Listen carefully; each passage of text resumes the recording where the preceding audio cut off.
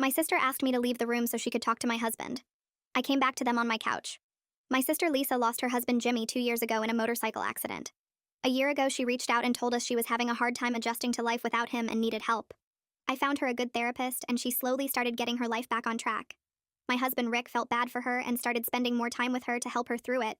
At first, I was completely fine with this because she was finally becoming like my sister again. She started smiling. She started laughing. I was so happy for her, and so was Rick. But over the past 6 months, they started spending more and more time alone together.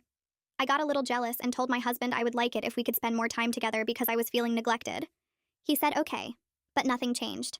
Today, my sister came to my house crying because she had a dream about Jimmy.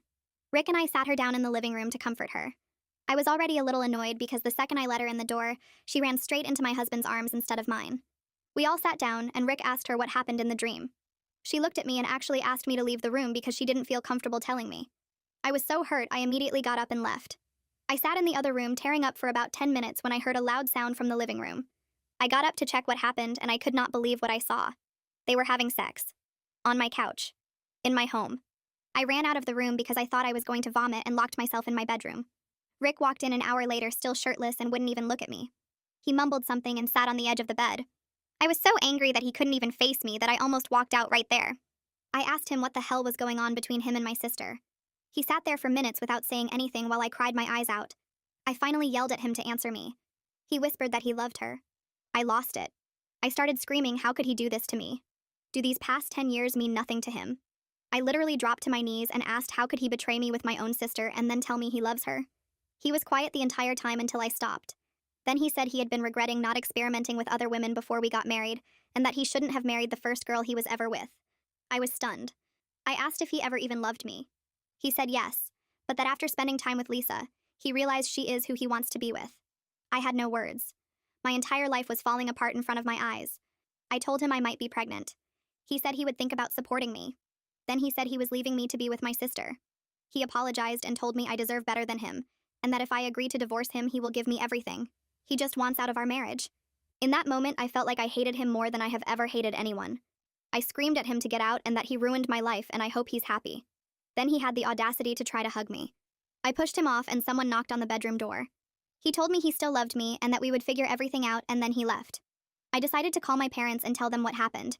My mom was quiet for a long time and then dropped a bombshell on me. She said Lisa had already told her weeks ago that she had feelings for Rick and wanted to be with him. My own mother knew and said nothing. I asked her why she didn't warn me, and she said she didn't want to start drama between her daughters. I hung up on her. Then I got a text from Lisa. She said she was sorry, but that she and Rick were meant to be, and that I would understand one day. She also said Mom had given them her blessing. I sat there staring at my phone, realizing that my husband, my sister, and my own mother had all betrayed me. But what none of them know is that this morning I got the results back from the doctor. And what those results say is going to change everything for all of them. I pulled the medical papers from my purse where I shoved them this morning before everything fell apart. The words swim in front of my eyes because I'm crying so hard I can barely see. Negative. Not pregnant. The one thing I thought might give me some power in this nightmare doesn't even exist. I crumple the paper in my fist and throw it across the bedroom. It bounces off the wall and lands on the floor next to Rick's dirty socks that he left there this morning like this was just another normal day. Part of me feels relief though, because at least I won't be tied to him forever through a child. At least I won't have to see his face at soccer games and school events for the next 18 years. At least any kid I might have someday won't have a father who chose my sister over their mother. I grab my phone with shaking hands and scroll through my contacts until I find her name. Maddie picks up on the second ring, and I can barely get the words out before I'm sobbing again. I tell her everything. About Lisa asking me to leave the room. About finding them on my couch. About Rick saying he loves her. About my mom knowing for weeks and saying nothing. Maddie starts cursing so loud I have to pull the phone away from my ear. She tells me she's getting in her car right now and she'll be there in 2 hours. I hear her keys jingling in the background and a door slamming. She's already looking up divorce lawyers on her phone while she's talking to me. She rattles off 3 names and says her cousin used one of them last year and got everything in the settlement. I'm still crying, but hearing her voice makes me feel like maybe I can survive this. Maybe I'm not completely alone, even though my husband and sister and mother all betrayed me. Maddie shows up at my house right as the sun is setting. I'm still locked in the bedroom where I've been since Rick left hours ago. I haven't moved from this spot on the floor next to the bed. My legs are numb and my face hurts from crying. She doesn't bother knocking. She just opens the door and sits down next to me on the carpet. She doesn't say anything at first. She just puts her arm around me and lets me cry into her shoulder. After a while, she stands up and starts pulling clothes out of my dresser. She throws them into the suitcase she brought from her car. She grabs my toothbrush from the bathroom and my phone charger from the nightstand. She tells me I'm not spending another night in this house where my husband had sex with my sister on my own couch. I don't argue with her. I just let her pack my stuff and help me stand up. My legs feel weak when I try to walk. We leave through the back door because I can't stand to walk past that couch in the living room. The drive to Maddie's apartment takes forever. She lives 2 hours away in the city, and the whole time I just stare out the window watching the streetlights blur past. She tries to talk to me a few times, but I can't really respond. My brain feels foggy, like I'm watching everything happen to someone else. We stop at a gas station halfway there, and she buys me a bottle of water and some crackers because I haven't eaten anything since breakfast. I can't even remember what I ate this morning.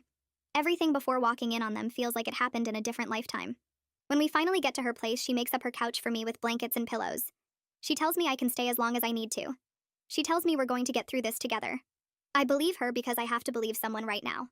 The next morning, I wake up on Maddie's couch, and for about 3 seconds, I forget what happened. Then it all comes crashing back, and I feel like I'm going to throw up. Maddie is already awake, making coffee in her tiny kitchen. She slides my phone across the coffee table toward me and tells me I should probably look at it. I pick it up, and my stomach drops. 23 missed calls from Rick. 15 missed calls from Lisa. 8 missed calls from my mother. There are dozens of text messages, too, but I can't bring myself to read them. I can see the previews, though. Rick saying we need to talk. Lisa saying she's sorry. My mom saying I'm overreacting. I feel rage building in my chest like nothing I've ever felt before. Maddie watches me scroll through all the notifications, and then she takes the phone from my hands. She shows me how to block all 3 of their numbers. I watch their names disappear from my contact list one by one. It feels good to erase them like that, even though I know it doesn't actually solve anything. 3 days later, I'm sitting in a law office downtown meeting with Cameron Braun. Maddie's cousin used him for her divorce last year and said he was tough but fair. He's older than I expected, with gray hair and glasses that slide down his nose when he looks at his computer screen. I tell him everything that happened, and he takes notes on a yellow legal pad. He doesn't seem shocked or even surprised. He probably hears stories like this all the time. When I finish talking, he leans back in his chair and asks me what I want out of the divorce. I tell him Rick offered to give me everything if I agree to end it quickly. Cameron raises his eyebrows at that. He says Rick's offer might actually be real if he's desperate enough to avoid a messy public divorce that exposes the affair. He says we should take him up on it before he changes his mind, or his lawyer talks him out of it. He explains that most divorces drag on for months or even years, but if Rick really wants out this fast, we could be done in a few weeks. The thought of being legally free from him, that quickly makes me feel something close to hope for the first time since this nightmare started. Cameron sends a formal letter to Rick's phone that same afternoon. The letter says I'm represented by legal counsel now and all communication has to go through Cameron. No more calls, no more texts, no more showing up at places I might be. Within 2 hours, Cameron gets a call from Rick's lawyer. I'm sitting in his office when his phone rings and I watch his face while he talks. He hangs up and tells me Rick's lawyer wants to schedule a meeting to discuss settlement terms. Cameron says this confirms what he suspected. Rick really does want this over as fast as possible. Probably because he knows how bad it will look if people find out he left his wife for her widowed sister. Probably because he wants to start his new life with Lisa, without me hanging over them like a ghost. Cameron says we have leverage here, and we should use it to get me the best possible deal. He starts making a list of everything I should ask for. The house, the savings account, his retirement fund, everything we built together over 10 years of marriage that he's willing to throw away. The next day, Maddie drives me back to my house to get more of my stuff. We wait until noon because we know Rick will be at work. Walking through the front door feels strange, like I'm trespassing in someone else's home. Everything looks the same, but it all feels different now. Contaminated. Maddie follows me from room to room while I grab clothes and books and random things I can't imagine leaving behind. In the living room, I see something small and gold on the floor near the couch. I bend down to pick it up and my stomach turns. It's Lisa's earring. The one shaped like a tiny heart that Jimmy gave her for their first anniversary. She wore them every day after he died like a way to keep him close. She was wearing them yesterday when she came over crying about her dream. She must have lost it when she was having sex with my husband on my furniture. I run to the bathroom and throw up in the toilet. Maddie finds me there a few minutes later and helps me stand up. She takes the earring from my hand and throws it in the trash. She tells me we're almost done and then we can leave. We're carrying boxes out to Maddie's car when Rick's truck pulls into the driveway. My heart starts racing and I freeze on the front steps. He gets out and walks toward us like he has every right to be here. Like this is still his home. Maddie drops her box on the ground and steps between us before he can get close to me. She tells him I have a lawyer now and he needs to contact Cameron if he wants to talk. Rick looks past her at me and I can see something in his eyes that might be regret or guilt or maybe just discomfort. He says Lisa is already talking about moving in with him. He asks if I'm going to be reasonable about the timeline for the divorce. Reasonable. Like I'm the one being difficult. Like I'm the one who destroyed our marriage. Maddie tells him to leave or she's calling the police. He holds up his hands and backs away toward his truck. Before he leaves, he says one more thing. He asks if I got the test results back. I don't answer him. I just turn around and walk back into the house with Maddie right behind me. That evening, Cameron calls with news. He sounds almost excited on the phone, which seems wrong given the circumstances. He says Rick's guilt is making him offer me the house, his entire retirement account, and most of the savings if I agree to a quick divorce. It's way more than I would get if we went to court and fought over everything. Cameron says I should take the deal before Rick comes to his senses. But something about accepting it makes me feel sick. Like I'm letting him off easy for what he did to me. Like I'm saying it's okay to destroy someone's life as long as you pay them enough money afterward. Cameron must hear the hesitation in my voice because he starts explaining the practical side. He says this settlement would set me up financially for years. I could finish school, start over somewhere new, build a life that doesn't include Rick or Lisa or my mother. He says revenge might feel good, but security feels better in the long run. I tell him I need time to think about it. He says I have 48 hours before Rick's lawyer wants an answer. The next morning, Maddie drives me to another office across town. This one belongs to Victoria Morrow, a therapist Maddie found through some online reviews.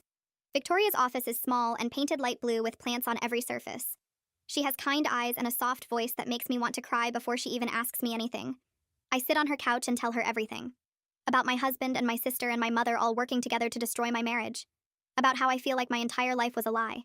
About how I don't know who to trust anymore when the 3 people who were supposed to love me most all betrayed me. I cry through most of the session, and Victoria just sits there listening and handing me tissues from a box on the table. When I finally stop talking, she asks me what I want to do about Rick's settlement offer. I tell her it feels like letting him win. She leans forward in her chair and says something that shifts everything in my brain. She says taking the settlement isn't about letting him off easy. It's about securing my financial future so I can build a life without him. She says the best revenge isn't making him suffer. It's living well enough that he becomes irrelevant to my happiness. I sit with those words for a long time after I leave her office. I spend the rest of that week thinking about what Cameron and Victoria both said to me. The settlement really is good, and fighting Rick in court would drain me in every way possible. Maddie keeps telling me to take the money and run, but part of me still feels like I'm letting him buy his way out of what he did to me. On Thursday morning, my phone rings with a number I don't recognize. I almost don't answer it, but something makes me pick up. It's my father, and his voice sounds different from I've ever heard it before. He tells me he just found out about everything because my mother finally told him after I left. He says he had no idea Lisa and Rick were having an affair, or that my mother knew about it and kept it from me. He sounds angry in a way that scares me a little because my father never gets angry. He asks where I am, and if I'm safe, and if I need anything at all. I start crying again because this is the first time since everything happened that someone from my family has actually asked if I'm okay. He tells me he's coming to see me and that he wants to help however he can. We talk for almost an hour, and he keeps apologizing for not knowing sooner. He says if he had known, he would have stopped it, or at least warned me. I believe him because my father has never lied to me in my entire life. When we hang up, I feel something I haven't felt in days. Not happiness exactly, but maybe just a little bit less alone. The next day, Cameron calls again and says Rick's lawyer is pushing for an answer on the settlement. I tell Cameron I'll take it because I need to move forward with my life, and fighting would just keep me stuck in this nightmare. Cameron sounds relieved and says he'll draw up the papers. 3 days later, I'm sitting in Cameron's office signing document after document that officially end my marriage. My hand shakes while I write my name over and over. Cameron tells me Rick already signed his copies and that his lawyer delivered them this morning. I ask Cameron if Rick said anything, and Cameron shakes his head. He tells me Rick just signed everything and left without a word.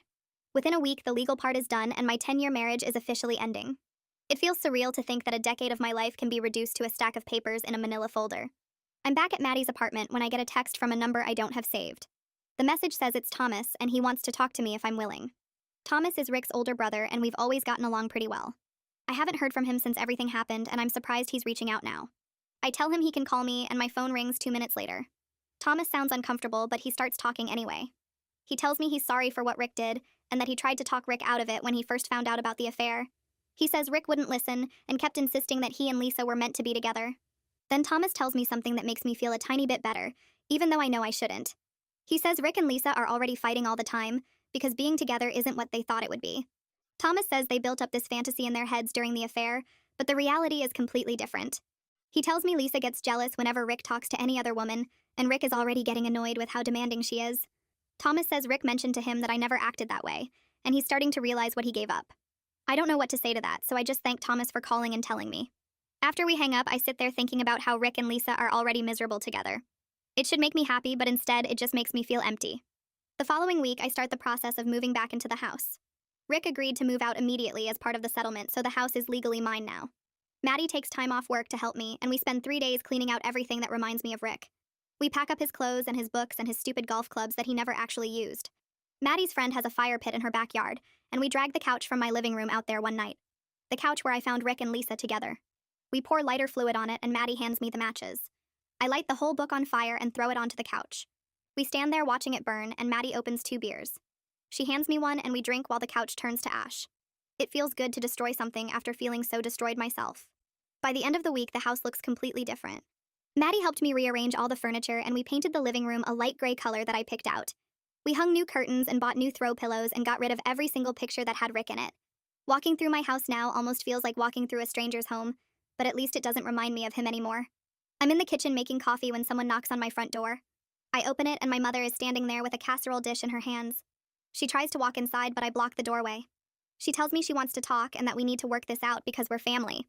I tell her she chose Lisa over me when she kept the affair secret and she needs to leave. She starts crying and saying she was just trying to keep the peace between her daughters. I tell her there is no peace and there never will be. She says Lisa is family and family should stick together no matter what. I feel rage building up in my chest, and I tell her she's right that family should stick together, which is exactly why she should have told me what was happening instead of helping Lisa destroy my marriage. She reaches for my arm, but I pull away. I tell her she needs to leave my property right now or I'm calling the police. She looks shocked, like she can't believe I would actually do that. She sets the casserole dish down on my front step and walks back to her car. I watch her drive away, and then I pick up the casserole and throw it in the trash without even looking at what's inside. That afternoon, I get an email notification on my phone. It's from Lisa, and the subject line says we need to talk. I almost delete it without reading, but curiosity gets the better of me. The email is long and goes on for paragraphs about how she and Rick have a deep spiritual connection that I couldn't possibly understand. She writes that they bonded over grief and loss, and that Rick helped her heal from Jimmy's death in ways no one else could. She says I should understand because I once loved Rick too, and I should want him to be happy. She actually writes that she hopes one day I can forgive her, and we can be sisters again. The whole thing makes me want to throw my phone across the room. I forward the email to Maddie without responding to Lisa. Maddie calls me 10 minutes later, and we spend an hour laughing bitterly at how Lisa managed to make herself the victim in all of this. Maddie reads parts of the email out loud in a mocking voice, and it feels good to laugh even though nothing about this situation is actually funny. A few weeks after the divorce is finalized, I walk into the community college registration office with a folder full of paperwork. The woman behind the desk looks bored until I tell her I dropped out 10 years ago to support my husband's career, and now I want to finish my degree. She perks up and starts typing on her computer, pulling up my old transcripts and telling me I only need 30 more credits for my associate degree. I sign up for 3 classes that semester and walk out feeling like I'm finally doing something for myself, instead of sacrificing everything for a marriage that meant nothing. The first day of class, I sit in the back row of Introduction to Business Management and realize I'm the oldest person in the room by at least 5 years. The professor starts talking about goal setting, and I write down every word because this is my second chance and I'm not going to waste it. 2 months into the semester, Maddie calls me while I'm studying for a midterm. She sounds weird and asks if I'm sitting down. I tell her I'm always sitting down lately because I'm either in class or doing homework. She says she ran into Rick's brother Thomas at the grocery store and he told her that Rick and Lisa broke up. I stop writing mid-sentence and ask her to repeat that. She says they only lasted 8 months together before everything fell apart, because they couldn't handle the guilt and the judgment from everyone who knew what they did. Thomas told her that Rick tried to reach out to me through him, but Maddie already knows what I told Thomas when he asked. I have zero interest in hearing anything Rick has to say about anything ever again. Maddie asks if I'm okay, and I realize I don't feel much of anything hearing this news. Part of me thought they would stay together forever, just to prove that destroying my marriage was worth it. Now they couldn't even make it a year. I tell Maddie I need to get back to studying and we hang up. I stare at my textbook for a while thinking about how Rick and Lisa are probably both miserable now, and how that should make me happy, but it just makes me feel empty. The rest of that semester, I throw myself into my classes and end up getting straight A's. My father takes me out to dinner to celebrate and tells me how proud he is that I'm building a new life. He mentions that he and my mother are definitely getting divorced because he can't forgive her for enabling Lisa's affair and keeping it secret from me. I feel guilty that my parents' marriage is ending because of what happened to me, but my father says some betrayals are too big to move past. Over the next year and a half, I take more classes and work part-time at a bookstore near campus. The work is easy, and my coworkers are college kids who don't know anything about my past. I like being anonymous there. I like that nobody looks at me with pity or whispers about what my sister did. Thomas texts me occasionally to check in, and one day he mentions that Rick is dating someone new. He says Rick seems to have finally accepted that we're never getting back together. I read the message twice and wait for some kind of emotional reaction, but nothing comes. No anger, no jealousy, no sadness. Just complete indifference to what Rick does with his life now. I text Thomas back thanking him for letting me know, and then I delete the message thread. 2 years after the divorce, I walk across the stage at the community college graduation ceremony in a cap and gown. My father and Maddie are in the audience cheering louder than anyone else when they call my name. After the ceremony, we go out for lunch and Maddie gives me a card with a gift certificate for new work clothes. My father hands me an envelope with a check inside to help me start my career. I cry a little because this is my family now. Not Rick, not Lisa, not my mother. Just the people who stuck by me when everything fell apart. My life is smaller than the family I thought I had, but it's real and supportive and genuine. I start applying for jobs in my field and land an entry-level position at a marketing firm 3 weeks after graduation. The pay isn't great, but it's a start, and I'm building something that's mine. I'm in a good place now with my degree and a career path I'm actually excited about. I still see Victoria every other week for therapy because the betrayal changed me in ways I'm still working through. I have trust issues that pop up at weird times. I second-guess people's intentions. I keep walls up that probably shouldn't be there anymore. But I survived the worst thing I could imagine happening to me, and I came out stronger on the other side. Some days I still think about that night when I walked into my living room and saw Rick and Lisa on my couch. The image is burned into my brain forever. But now when I think about it, I don't feel the same crushing pain I used to feel. Now I just feel grateful that I found out who they really were before I wasted any more years of my life on people who didn't value me.